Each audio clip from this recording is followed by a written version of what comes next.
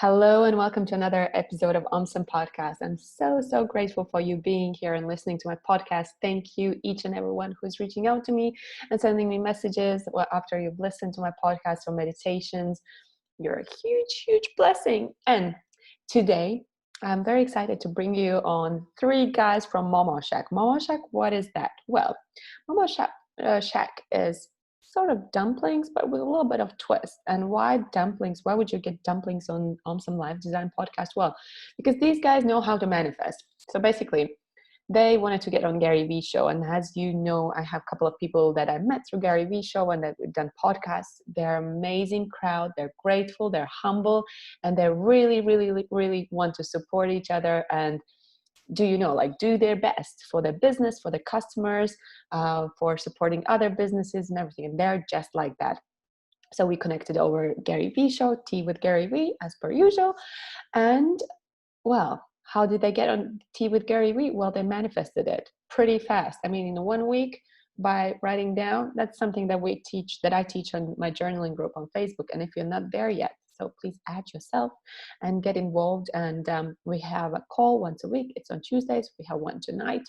And yeah, that's another way how you can manifest. But listen to these guys and they'll tell you amazing stories. And we'll get into manifestation, into dumplings, into being from different countries and getting a business together and building it up. So yeah, enjoy this episode. Amazing. So, how are you doing today with all this after Gary Vee, with the COVID situation and everything? Yeah, I mean, I think we've gained a wider reach of our audience, and yeah, not gonna lie, like the Gary Vee crowd has been very supportive and very positive in whatever content we're putting out, and just being on Gary Vee, it kind of encouraged us to take the next step in terms of like the quality of our content and what type of content we're doing. So we've been learning how to like extract audios, like slapping a subtitle on it, just to get people to really understand like our story and how we came out to be Momoshack, right? Yeah, absolutely. And just to like go off of that, it's now like we're getting into deeper levels of storytelling, which is like, I think we're all finding that very interesting. It's not so much, just trying to sell a product, which is the Momo, but now it's trying to like create a brand and, just be ourselves while we're doing it, which is the best part. So looking forward to it. Yeah, we're barely just like scratching the surface with that. Super. Can you tell your story? Sorry? At least, can you tell or try to tell your story? I mean, you've been crafting it along the way, but probably it changed a little bit, now and then. Sure, yeah, it's good practice. So, my name is Leezen. I was born and raised in Nepal until I was the age of 10, and then my family and I, immigrated here in Texas. And I guess for whatever reason, I'm not sure yet, but just growing up here, I was immediately just trying to adapt to the culture here and sort of immerse myself into, the Western culture, which is very, very different from, where I came from. And along the way, sort of lost touch with the roots and, traditions and my own culture. But Momo was always that one thing that I sort of held on to. I loved Momos in Nepal and I still love Momos here. So it was just that one thing that really like kept me grounded. And fast forward to after graduation, I think it was 2015, I took a trip to Nepal finally after 10 or 11 years, visited my family, got to revisit some of the places that I used to go to as a kid.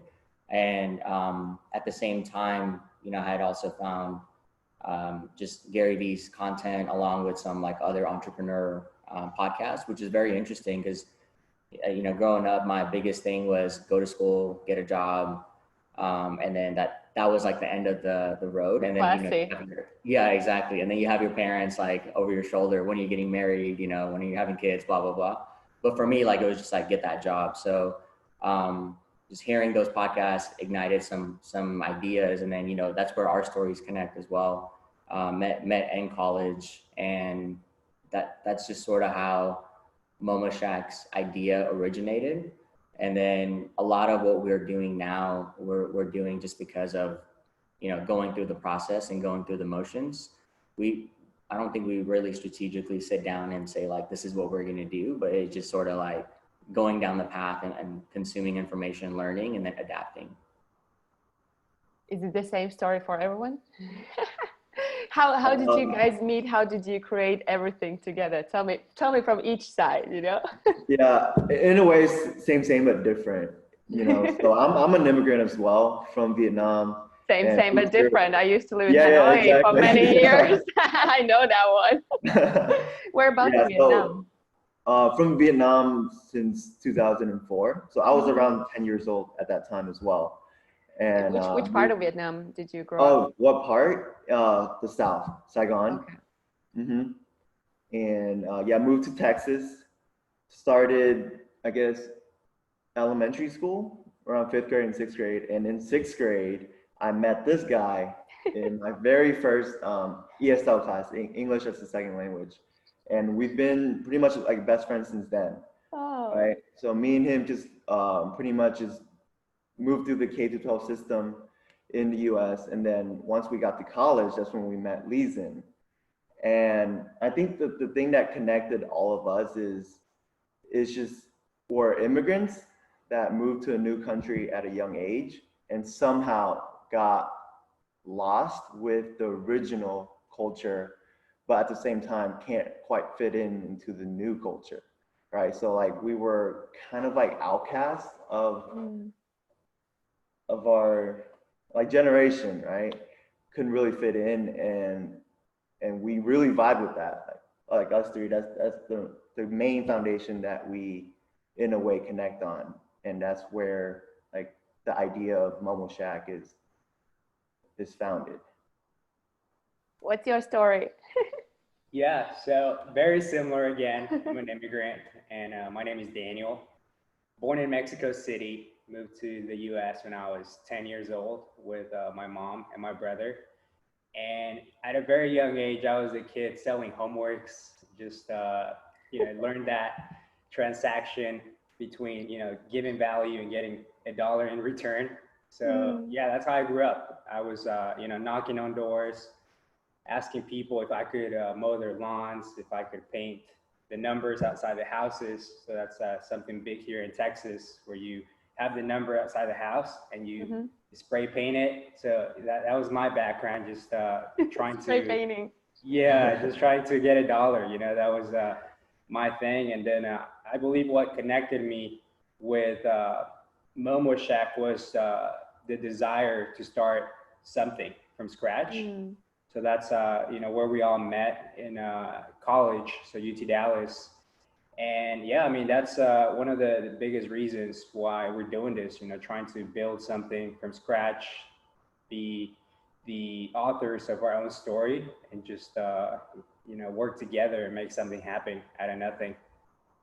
Who were your like first teachers? Because also to go and knock on a door, it's like not everyone is doing that. I know like in Latvia, yeah, we read about that in a Rich Dad, Poor Dad, they suggest, like go and do this, and it's just like in our country, it doesn't really work. We don't spray paint or like moving the lawns. Everyone's like, I'm not going to pay you for that. But there are a couple of ideas, but those are, I know like very much did you influence from the books at that young age, or were your parents like really, like pushing you towards that direction? Yeah, so I pretty much had to do it to, help out with the bills around the house. So my mom is not an entrepreneur. She works a job 9 to 5, very similar to our parents. And yeah, I mean, I believe it was the lack of having things that made me do those things.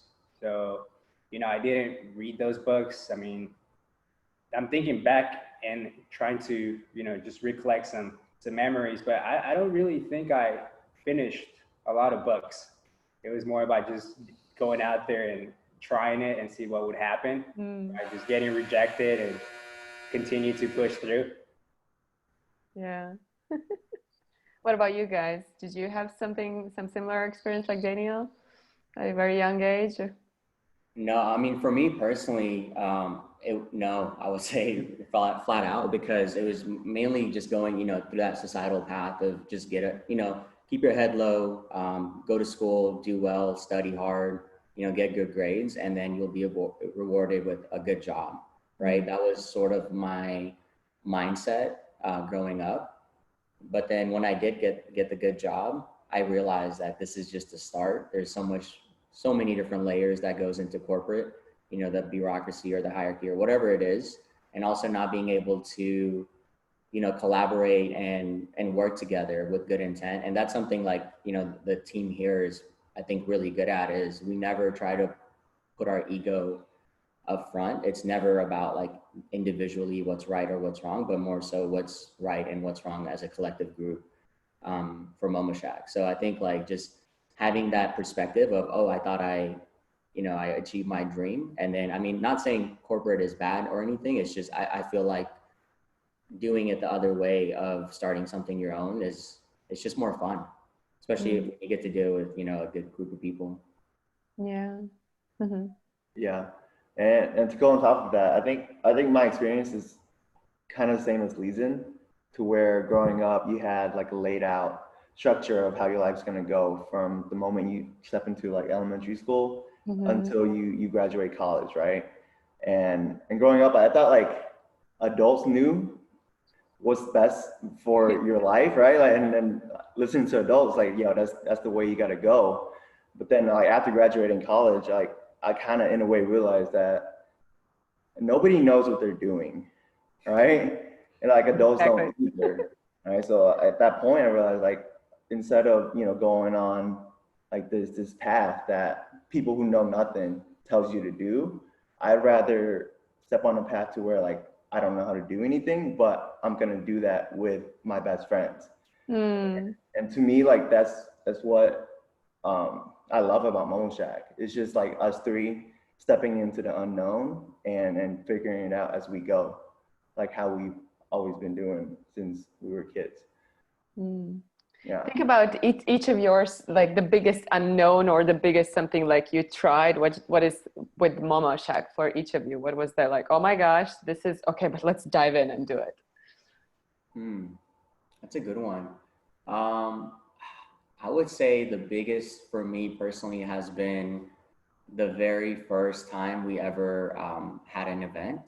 So pop-ups is basically like we have a mobile tent, if you will. We just load up, 3-4 cars, and then we'll drive to a specific location and we'll pop open the tent. We'll bring all the warmers, things like that, steamers. So we're basically creating a shop wherever we end up. So our very first event, I would say that was probably the most eye-opening in terms of like, holy crap, we don't know anything. But at the same time, it was also super rewarding at the end of the day because, yeah, we dove into something, blindly basically, but we came out of it and we persevered, and we knew at that time like there was something to this, right? So we just continued to like push and do more events, and with that we just continued to refine ourselves and get better. Like for example, that first day we didn't even know how we were going to take orders with customers, like that's that level that we were at. And then once we got approved with the vendor to be one of those pop-up businesses there, we didn't even know how we were going to get the momos. Like we had none of that planned out. But it's just something, and I think that's like a reoccurring theme that I'm finding, right? So this is what, 2 years, 2.5 years? 2.5. Yeah. 2.5 years we've been doing it. And not saying we don't try to kind of foresee what's coming up or try to plan for it, but more so there's a fine balance of like planning, but also not getting into, analysis paralysis and just kind of diving into it. Are you all okay with that? Because sometimes, there's someone in the team who's like, yeah, let's just dive in. I don't have a plan. And then the other's like, wait. Let me organize this. Or you're all like, okay. I think it's half and half. I think is I guess diving in and then creating a plan as we go. Because none of us have done this before, right? Yeah, So, it's the first time. Yeah, sure. it's all of our first time, and yeah, we're creating a plan as we go, and we try our best to like learn from people that have gone through it before, right? Like Gary Vee, And yeah, that's one of her like biggest influence. And just being able to like listen to him, yeah, and Right. your plan. Yeah, no.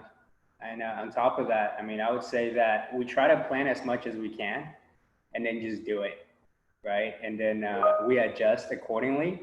But I don't think we've ever like really just sat down and try to make it perfect. It's been more about just doing things and then learning from the mistakes and then pivoting accordingly. It's like creating in a flow zone, but you're creating momos. Yeah, exactly. Yeah. It's And like, I mean, like for your own kitchen, yeah, but for customers, it's pretty good. yeah, exactly. Yeah, and just like one example of that is we had to pivot to packaged momos or frozen momos because of COVID. We obviously can't do any more pop-ups at the time. So we pivoted to that. And then most recently we had a catch-up call with somebody, and they were telling us basically their perspective on our packaged momos. And he was saying how from his standpoint and from the customer's standpoint, you know, the whole thing is seamless, from packaging to the cooking instructions to the taste, like all that stuff. And that was really awesome for us to hear, because like we can take it back to day one when we did packaged momos and how much of a grind that was and how many times we messed up. But we're basically able to kind of, you know, tweak a few things to get to this point, which is, you know, it's nice to hear for sure. So you started that when just COVID started, yeah, whenever everything shut down. What was like, did you like switch like immediately, or were you first like, oh my gosh, everything is closing down, what are we gonna do? Or you were like all like solution mode? I would say for us, I mean, we're blessed because we're still working our day jobs while we're doing Momoshack. So we didn't necessarily feel a pressure to, you know, have to pivot or not really think about it before we make a decision. So in that way, we're super blessed. So when COVID hit, I remember us getting on a call and just trying to figure out like, okay, what's going to be our move? Are we going to pause all operations, or, you know, what are the options? And thankfully, we had a business idea competition that we had participated in through our college, UT Dallas. And in that competition, our pitch was packaged momos. So in a way, the dots were connecting. We had sort of prep for it. And then we did do one test run last year in November. So a couple months before COVID hit, which also helped us tremendously when it came time. You know, COVID hit, and then we're just like, okay, I guess we intuitively knew like we didn't really want to stop operations. We wanted to keep the momentum going. So we just naturally pivoted to packaged momos because we had done some research on it for the big idea competition pitch. And we had also tested it out once before. So we sort of knew what we could do and how we could improve. Yeah. How is it different from any other like packaged, similar to Momo stuff and everything? How's yours different? Do a little advertisement here. So people are like, I want to order this now. Yeah, link in bio. Swipe up now. Yeah. So I would say like in the Dallas and surrounding neighborhoods, like North Dallas area, it's just hard to get the product, Momo itself. I think what we're doing a really good job of is introducing the food to most people that don't know about it, right? It's very popular in Nepal, India, Tibet, like all those Himalayan regions. But here in Dallas, it's not really well known. So that has been our journey. You know, how we first started was just kind of testing the market and introducing it to most people who don't know about it. So I think we're doing a really good job in terms of connecting with people, marketing, and in a way, we sort of understand Momo is. How do you do it practically? Is it like Instagram and or like social media? Yeah, social media. Instagram for sure. That's like our main go-to. We're also trying to get on TikTok because of Gary Vee is big on it. I saw some super good ones. I was like, I didn't know that you have to steam it. Like I've seen the steamed momos, what are the dumplings called in like China, but then I was like, oh, this is actually good. I'll try it next time when I do, like, we have pelmeni, which is like a Eastern European tiny momo. Nice. Oh, you're talking about the pan fry option? Yeah, like we do, yeah, and it was really good on TikTok. I was like, oh, that's actually so good, because that's something you're actually teaching. Yeah, we're trying to do more of that as well, just trying to educate at the same time. I think connecting with people, through memes and whatnot, I think that helps. But also like trying to pull in the education piece of it. Mm. Yeah. What do you like for someone who's starting also like, well, now COVID time, a bit of a difficult one, but someone who wants to start a business similar to yours, something in a food, 3 friends together or more, and what would be your like, I don't know, like 3 to 5 biggest, like don't do this, do this, or something that you would really, really love to suggest to them? Ooh, hey, that's a good question. Yeah, I think I can start with the first one. I think is to actually market test and just like go for it, right? I think whenever like Leezen and Daniel, I guess, approaching me like, hey, like, dude, I have a really good feeling about Momos. I think people would love it. And I think like the next thing we did was we opened up a stall at the Dallas Farmers Market and just like tested it on different types of people that we came across, right? Anyone that we see was like, hey, like, come try some momos, come try some momos. And it happened to be that people love momos once that they try it. And now it's spreading all across the city of Dallas and it's reaching, you know, different pockets of population. And we wouldn't have known that if we didn't try and market test that our product. Yeah. Yeah. I agree with that. And then one more thing would be try to dig deep and figure out like what you're passionate about or what you were passionate about as a kid growing up. Because who would have thought at 27 Momo would be the thing that like we would all be connected through, and that's the thing that's helping us sort of dream and work towards that dream, right? Like as a kid, I've always loved Momos, but I would never imagine that it would lead us to here with you know this group of people trying to achieve something big. So just try to dig deep and figure out what you're passionate about. Yeah, so shout out to Gary Vee with his book Crush It. Mm-hmm. So I remember there's a chapter there, and he talks about, okay, if you have a passion, like go ahead and start a business. But if you're still trying to figure it out, find someone that has a passion and help them build the business. So for me, like that was the way that I connected with Leezen because he has a huge passion for momos. And my passion is more about business development. So like growing a business. So for the people out there that are still trying to figure out what their passion is, like just find someone that has a passion for something and try to help as much as you can. And eventually you'll find something that works 100% with you. That's such a good advice. Mm-hmm. Yeah, I think most people aren't fortunate enough to find their passion and do that as their career, right? I think that's really hard to find. But if you are able to find it and are able to work towards something, like you really need passion if you want to be like we mentioned earlier, 24/7. Like if you want to get to that level, like you really need to be passionate about it. How do you cope with both, like having your day job and then the Momoshack? Does it make it easier actually because you're so passionate about this business, and then you're like, okay, my day job is just like good, and like next time going to like make momos, yay. Yeah, I would say for me, I'm not super passionate about my day job, but that doesn't mean I'm gonna just go in there and like put in 50%. I think just the hard work that I learned in college and just the stuff that my parents instilled in me, it was always like, if you're going to do something, do it the right way and do a good job. So although I mean, I can be honest and say I'm not super passionate about what I do take ownership of it and I try to do a good job, right? So once it's actually a blessing to be able to do both. I may not feel like that all the time, but it is because now we can sort of support ourselves with our day job and also work on our dreams right after we're done with work, right? Or on the weekends. It keeps us going for sure. And it keeps the hunger there because we know like this is where we're at, but this is where we want to be. Right. So there's a long way to get there. Yeah.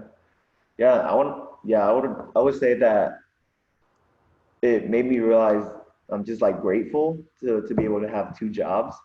At the end of the day, like I got to be able to support myself and my family, and to be able to have that full-time job supporting that, and having the time on the side to work on Momoshack. It's just, yeah, like you said before, it's a blessing.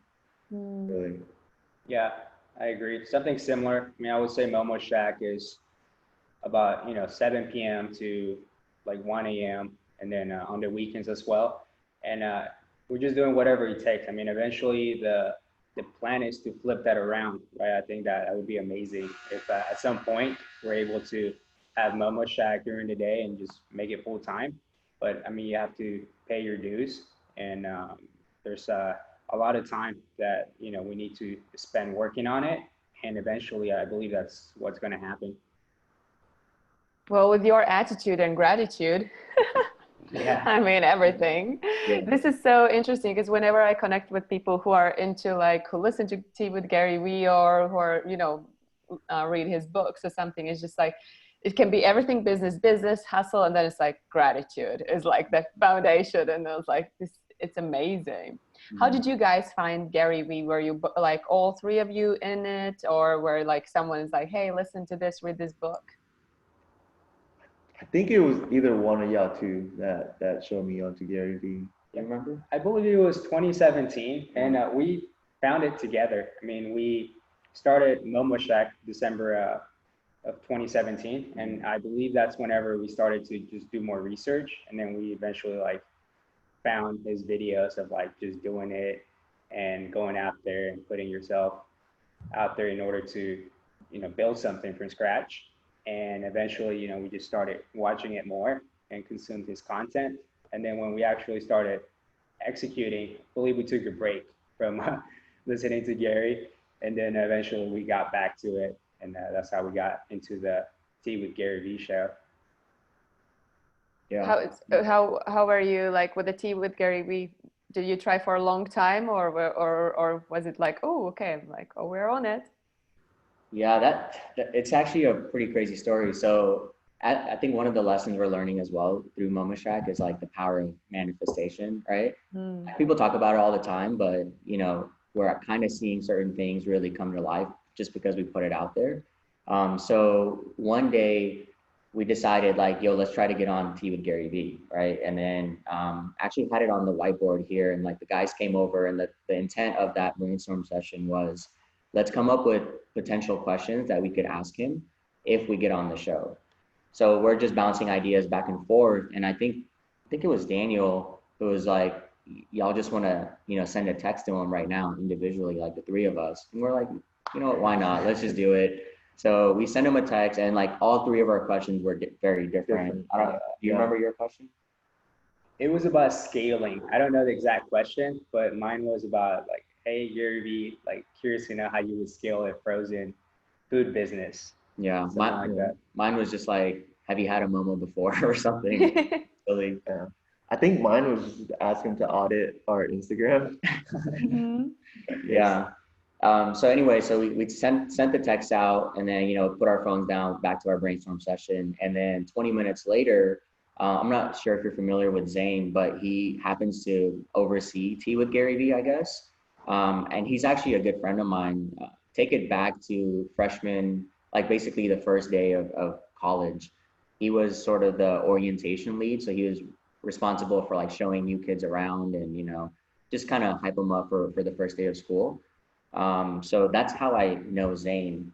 And it turns out that Zane is the one who oversees Tea with Gary Vee. So he texted me and said, hey, are you guys trying to get on Tea with Gary Vee?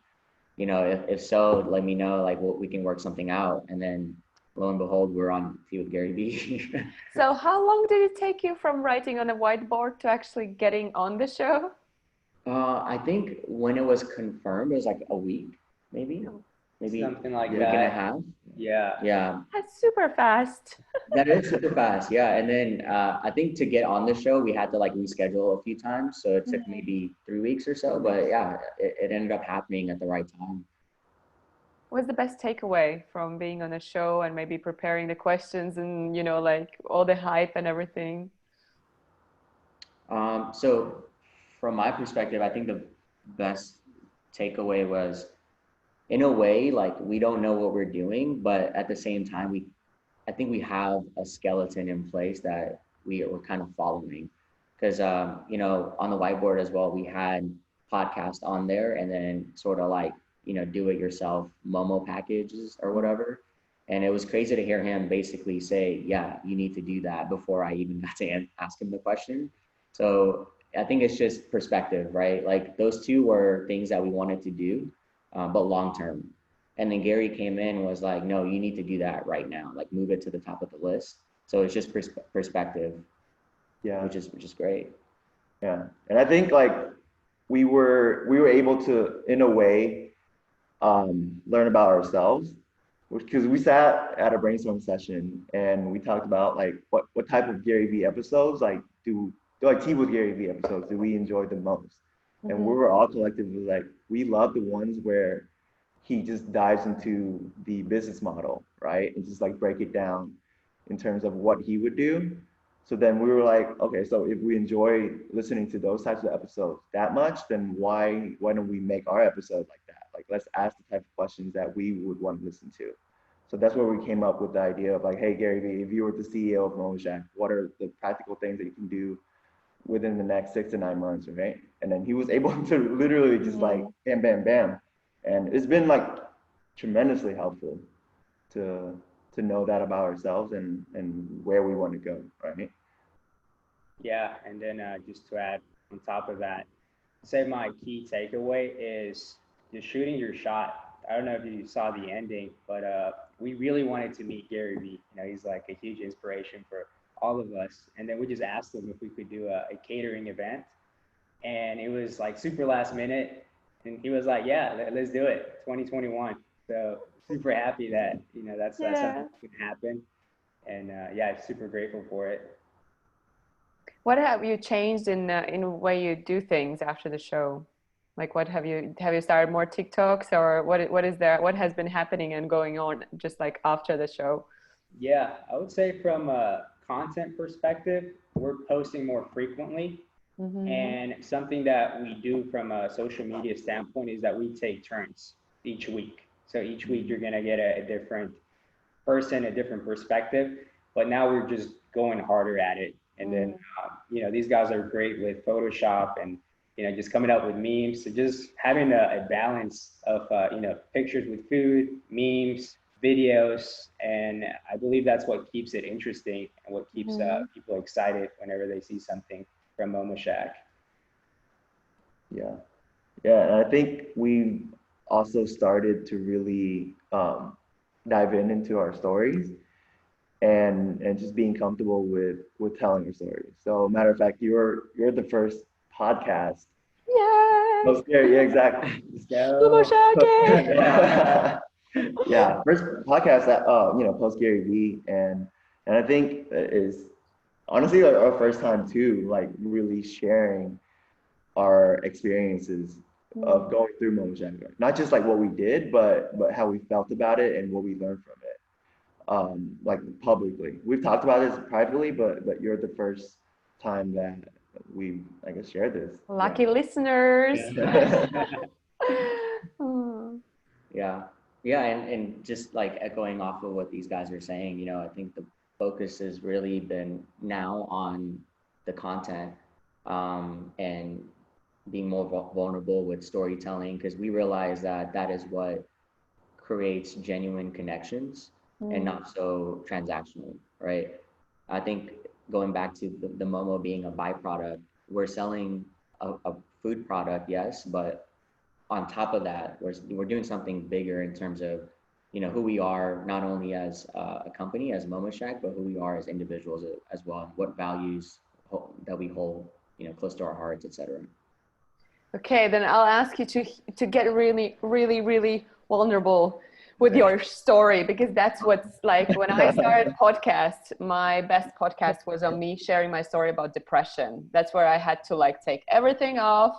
And it was like, I had done it in English, but then when I came with the COVID back home to Latvia, somehow people were like, this and that. And then I was like, oh, but my story, but I haven't shared it in Latvian. And I was like, oh, shoot, like in my own language, that story, that's like terrifying. But that's where I also understood like, oh my gosh, like I have to overcome myself to share that story. And the things have never been the same. Like people never see my story, my brand, like with or the podcast, or I do yoga and meditation, it's like a totally different approach. So the question for you, what would you say in your business, and it might be either with Momoshack or with your relationship at the business partners, what has been like the worst moment where you wanted to like throw all momos at each other and just maybe quit, or maybe something in a like in between you, like three of you guys, where you were like, oh my gosh, like we hate each other, like the worst moment and like the greatest lesson from that. You can think a little bit about it. It doesn't have to be like snap on, but maybe there's something. That's a really good question. Wow. Any come to mind? Yeah, so He's ready for it. I've been waiting You're for prepared. Finally. No, so we started as a pop-up brand, like we mentioned before, and we would go to the farmers market or go to different businesses, and we would set up the tent. And sometimes when it gets super crowded, we get super stressed out, right? Because we have to make the momos, we have to, collect the money. Like, it's just like the operation itself, it gets super stressful.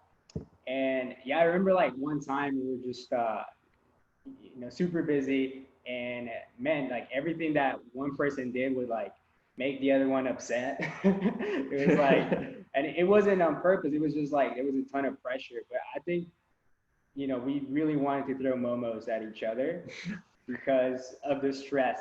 I believe it was like one of the first times that we didn't know how to handle it. So I would say that was a key takeaway, just understanding that those moments will happen where like there's just a ton of people, and we have to step up and really just like realize, okay, this is the moment where we need to calm down in order to make it happen. But yeah, man, I remember those pop-up days, just getting stressed out. Yeah. Yeah. I mean, for me, honestly, I can't think of a specific moment, but if I had to pick one, I would say it's definitely during the pop-up days. Just because, to what Daniel was saying, one of the restaurants here in Dallas, Sandwich Shack, they throw some awesome like night markets with a bunch of different vendors. And those get super packed. Like I'm talking shoulder to shoulder, and they have a pretty big parking lot, right? But it's still shoulder to shoulder. So yeah, those events are super fun when it ends. Then you're just like huge stress off your shoulder. Now you're like, oh, I need a drink, whatever. But during it's just really hectic because you're kind of like a production, like assembly line, if you will. Each person is like doing their own job. And I think what's helped though is now we understand what each person's role is in that assembly line and how we work individually. So as a collective group, we're on the same page, which helps big time because we don't really have to talk during it, but we know we're in the zone, like to what you mentioned earlier. Yeah. Oh man. So y'all remember what is it, Teach for America? Mm-hmm. All right, so we did this event at like at a school put on by Teach for America, and it was when we first started, and we accepted a catering gig, right? And it was like we didn't know about our own like logistics. Like we booked a gig right after we worked, right? Like 1 hour after we were supposed to get off of our regular work. Of course, like shit came up during the day, and like none of us were able to like get to the place on time. All right, so then like we were standing there, first catering event ever, with a bunch of kids. I think maybe like 100 or 200 kids lined up, super hungry, and like the food wasn't even ready for the next like 30 minutes. Yeah. But I think from that we really learned like, hey, like whatever we're going through, like as long as we just like huddle up and just like talk things over and try to identify like Leezen said, like what everyone should be doing in that rotation or that assembly line in order to make things like the most efficient in whichever situation. And we were able to like feed all those kids. I mean, some of them got angry, but they ate. You know what I mean? But at the end of the day, we learned a lot about our operation, right? Like that, in a way, like helped set the foundation to help us succeed for future events. Yeah. There's, I mean, in the moment, right? Like it sucks a lot, but coming out of it, you learn so much. and you just get better the next time. That's amazing to hear your mindset as well. I mean, like people who would be like, oh my gosh, this didn't work out, but you're like, well, shit happens, but we learned. Yeah. If I ask you to dream in 3 to 5 years, where, if there are no limits, where would you love to see yourself with Momoshack? And is there like a huge Momoshack store, or is there like a restaurant, or is it all packaged and like perfect with that perfect TikTok? And I would say, hopefully in the next 3 to 5 years, if there's no limits to this, I would say like, Momoshack, it does become a national dumpling brand through packaged momos. I think that's the best way to reach masses of people. But I would also love to have, a flagship, storefront in Dallas, because this is where we started, right? To really be able to throw on different events, not only for ourselves, but for, up and coming pop-ups as well, and support them and kind of help them sort of in a way be kind of incubators for up and coming pop-ups and guide them and just sort of be like a mentor type of thing. If there's no limits to this, yeah. no limits. No Some limits. Okay. podcast doesn't have limits. Yeah. Hey, with no limits, I think going back to what he said too, like, for Momoshack to be like a national dumpling brand, right? And then on top of that, I think right now we're such a multicultural group, that makes up of Momoshack. And right now on the like business and professional side, like, we're able to incorporate what we learn throughout, our whole life and combine it together to make Momoshack like a bigger brand. But, hopefully in the future, I want to be able to incorporate like a sense of like Vietnamese culture into the food as well. Like how do we mix like Nepali cuisine and Vietnamese cuisine together? I love that. Right? Like it represents us like so much. Yeah. But how do we put it into like a food form? And like going down, like getting into the lab, right? Like and exploring those options, like that's really interesting to me. Yeah. And hopefully we can make that happen. And like Mexican cuisine as well, like Vietnamese, Mexican, and Nepali cuisine like combined. I think it's the best because I've traveled all around the world and lived in different places. I haven't been to Nepal though, but when I come home, I have like millions of ingredients when I cook, and I used to do cooking classes as well. And that's the best because you can be like, you need these 3 ingredients to make it more like Asian. This is more like Mexican. This is more like Thai food. But then the best part is like, okay, let's mix those together. And then you're like, oh, wow, like this feels like I'm in Bangkok, but kind of Mexico City as well. Exactly. And it's amazing. It's amazing to combine that in one food, or like with the local ingredients and then just spices. That's like, mwah. Yeah, absolutely. We're big foodies. Yeah. Daniel, what about you? 5 years, 5 years? Same thing. Yeah. National dumpling brand. I think it would be super cool to have partnerships all over the US. So like going to New York and then just being able to even have a location there or have a partner there where we can have momos and, just grow as much as we can from a personal perspective.